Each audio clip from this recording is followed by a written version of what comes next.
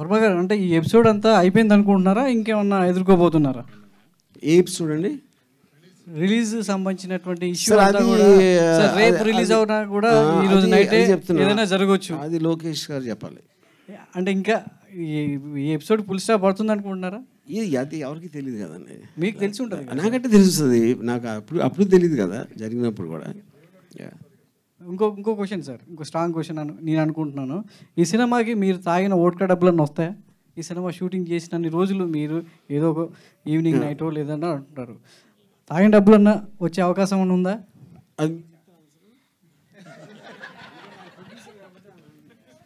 చెప్పండి సార్ అరుణ్ గారు. 23వ తారీఖు ఫస్ట్ షో పడిన తర్వాత అప్పుడు మాట్లాడదాం, మీకు అర్థమవుతుంది అప్పుడు ఎంత వస్తాయి అనేది. జర్నలిస్ట్ మీకు మెజర్మెంట్ ఉండదుగా. ఫస్ట్ షో అన్ని స్క్రీన్స్ మీద ఎన్ని షోలు పడినాయి, ఎన్ని థియేటర్ రిలీజ్ అయింది, దాన్ని బట్టి ఒక మెజర్మెంట్ మీద మీకే అర్థమవుతారు. అంత తాగారా సార్ వర్మ గారు? అంత తాగారా? కిరణ్ గారు, ఒక సినిమా రిలీజు ప్లానింగ్ అంతా చేసుకున్న తర్వాత ఆల్ ఆఫ్ ఏ సడన్గా అది రిలీజ్ ఇది ఆగిపోతే ఆ డిస్టర్బెన్స్ అనేటువంటిది ఫైనాన్షియల్గా చాలా దెబ్బ కొడుతుంది, ప్రొడ్యూసర్ని చాలా డిస్ట్రాక్ట్ చేస్తుంది. How you face this particular thing? అప్పుడు ఎంత లాస్ ఫీల్ అయ్యారు, ఇప్పుడు ఎలా రిలీజ్ అయిపోతున్నారు, what is the financial stake involved in this particular project? ఈ సినిమా స్టార్ట్ చేసినప్పుడు అదన్నీ ఆలోచించే దిగానండి.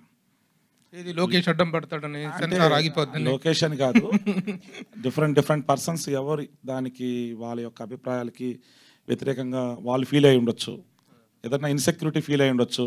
కారణాలు ఏవైనా కానీ దాన్ని అడ్డుకోవడానికి ప్రత్యక్షంగా తెలుగుదేశం పార్టీయే రోడ్డు మీదకి వచ్చి లోకేష్ గారు రిప్రజెంటేటివ్ జనరల్ సెక్రటరీయే సినిమాని ఆపమని సెన్సార్ బోర్డుకి తను పర్సనల్గా సిబిఎఫ్సి ముంబైకి స్టేట్ రీజనల్ ఆఫీసర్కి అప్లై చేయడం జరిగింది. అది తన కంప్లైంట్.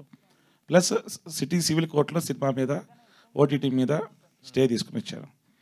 తను ఒక 3 సార్లు ముఖ్యమంత్రి చేసిన కొడుకు ఇలా నడి రోడ్డుకి వచ్చి ఒక సినిమాని ఆపటానికి ప్రయత్నం చేశాడంటే తనకి శక్తి వంచన లేకుండా ఎక్స్ట్రాడినరీ అడ్వకేట్లను పెట్టి, హైలీ పేమెంట్ ఉన్న అడ్వకేట్లను పెట్టి ఒక 3.5 నెలల పాటు అదే పనిగా రాష్ట్ర రాజకీయాలను పక్కన పెట్టి రేపు ఎలక్షన్లో ఏం చేయాలా, క్యాండిడేట్లు ఎవడ పెట్టాలా, ఎవరితో ప్రయాణం చేయాలా అనే విషయాలను పక్కన పెట్టి ఈ సినిమాని ఆపటమే తన జీవితాశయంగా తను ఎంచుకున్నాడు. అది తను తీసుకున్న ఈ 3 నెలలుగా తన డ్యూటీ తెలుగుదేశం పార్టీ తరఫున.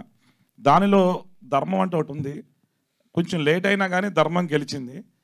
న్యాయస్థానాలన్నీ కూడా కింద కోర్టులు, కింద 2 సిటీ సివిల్ కోర్టు అవనేయండి, సింగిల్ బెంచ్ అవనేయండి, చివరికి డివిజన్ బెంచ్కి వచ్చిన చీఫ్ జస్టిస్ గారి ఇన్స్ట్రక్షన్స్ ప్రకారం గౌరవనీయులు ఒక ధర్మంగా తీర్పిచ్చారని చెప్పి నేను మనస్ఫూర్తిగా ఈరోజు మీడియా ముఖంగా తెలియజేసుకుంటున్నాను. ఎందుకంటే ప్రజాస్వామ్యంలో ఎవరికైనా కానీ ఆర్టికల్ 19 ప్రకారం భావ ప్రకటన స్వేచ్ఛ ఉంది. మా అభిప్రాయాల్ని మేము ఎలా అయినా చెప్పుకోవచ్చు, అది ఒకరికి ఇబ్బంది లేకుండా తెలియజేయాలనే ఒక ఉద్దేశంలో. దాంట్లో 100 మందికి దాంట్లో నచ్చాలని లేదు. కొంతమంది వాళ్ళకి అది ఇబ్బందిగా ఫీల్ అవ్వచ్చు, కొంతమంది దాన్ని అనుకూలంగా తీసుకోవచ్చు. అది మనకి పబ్లిక్ డొమైన్లో రాజ్యాంగం ఇచ్చిన హక్కు. ఆ హక్కుని నేను ఉపయోగించుకున్నాడు, చేశారు అని చెప్పి మంచి జడ్జిమెంట్ ఇచ్చారు. అల్టిమేట్గా ఏమైంది? ధర్మం గెలిచింది. ఈరోజు రిలీజ్కి రాబోతుంది భగవంతుడి ఆశీస్సులతో. ధర్మం గెలిచింది కరెక్టే. What is the cost of the ధర్మం అంటున్నా? అంటే ఎంత మీరు ఫైనాన్షియల్గా కొన్ని పనులు కొన్ని కార్యక్రమాలు, కొన్ని కార్యాలు మనం చేపట్టినప్పుడే అన్నిటికీ సిద్ధమయ్యే ఆ కార్యక్రమాన్ని చేపడతారు ప్రతి మనిషి. దాంట్లో 100 మంది లోకేష్లో వచ్చి అడ్డం పడినా కానీ అల్టిమేట్గా గెలిచే ధర్మమే. దాన్ని నమ్ముతాను, ముందుకు వెళ్తున్నాం. That's all.